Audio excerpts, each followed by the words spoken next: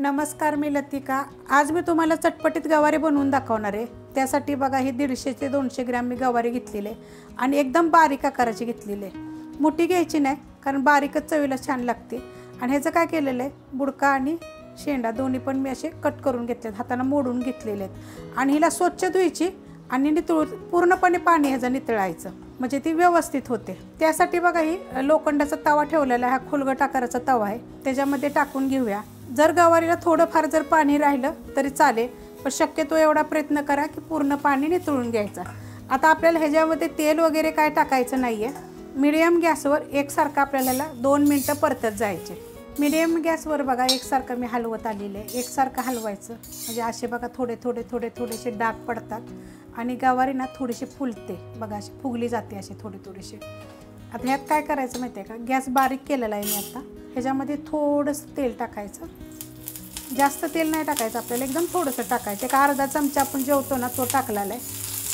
आणि त्याच्यामध्ये आता ही गवारी बारीक गॅसवर बघा परतून घ्यायची। अगोदर परतली की बघा अशी होते, लगेचच आपलं त्याला कुरकुरीतपणा यायला चालू होतो। मग बारीक गॅसवर आता हिला करायचे, फास्ट गॅसवर करायची नाही। जर तुम्ही फास्ट गॅसवर जर केली की नाही तर ती एक भाजल आणि एक कच्ची राहील, अशा पद्धतीत होते। असं हलवून घ्यायचं। जर जास्त मोठी असेल तर तिचे 2 तुकडे केले तरी चालतील, की तुम्हाला जर हलवायला होत नसेल। आणि जर लोखंडाची कढई जर नसेल तर दुसरी, तवा जर नसेल तर दुसरं काय असेल त्या पद्धतीने करा, छान होते। असं काय नाही, पण फक्त एवढंच की लोखंडाच्या कढईमध्ये चवीला छान होते। बारीक गॅसवर बघा किती मस्त भाजलेले, एकसारखी सगळीकडून भाजली गेलेली। नाहीतर काय असं करायचं, जर एखादी भाजली नाही ना अशी तर असं थोडंसं दाबायचं त्याला, म्हणजे कडक होते एकदम। आणि अशी जी गवारी खायला ना आपलं जेवताना तोंडी लावायला वगैरे मस्त लागते। ह्याच्या खूप साऱ्या मला अशा रेसिपी येतात बरं का।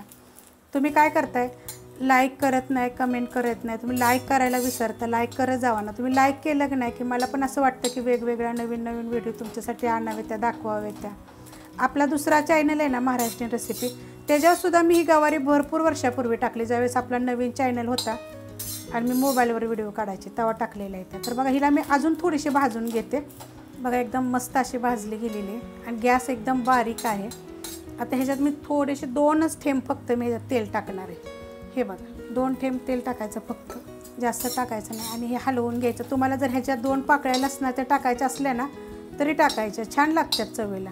आता ह्याच्यामध्ये आपण मिरची पावडर टाकू, एक कलरवाली पण आहे आणि थोडीशी तिखटवाली पण आहे। ह्याची पण मी रेसिपी टाकलेली आहे। तेल का टाकलं की आपण अशी मिरची वगैरे टाकतं ना तर ते जळून जाईल, त्यामुळे ही तेल टाकायचं। चवीनुसार मीठ, ह्याच्यामध्ये आपण थोडंसं काळं मीठ टाकणार आहे।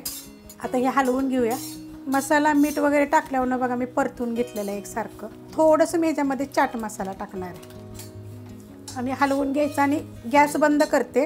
आता चाट मसाला टाकलाय ना, चांगला मिक्स करायचा आणि ह्याच तव्यामध्ये थोडंसं वेळ आपण याला हलवायला लागेल, कारण जर आपण असं ठेवलं तर जो मसाला टाकलाय ना तो जळून जाईल। तवा बघा एकदम थंड झालेला आहे आणि माझ्या बघा बोलण्यामध्ये थोडासा फरक झाला आहे, कारण की ना ही उदसते त्यामुळे माझं बोलण्यात थोडा फरक झालेला आहे। बघा किती मस्त अशी कुरकुरीत आणि छान एक नंबर चवीला लागते।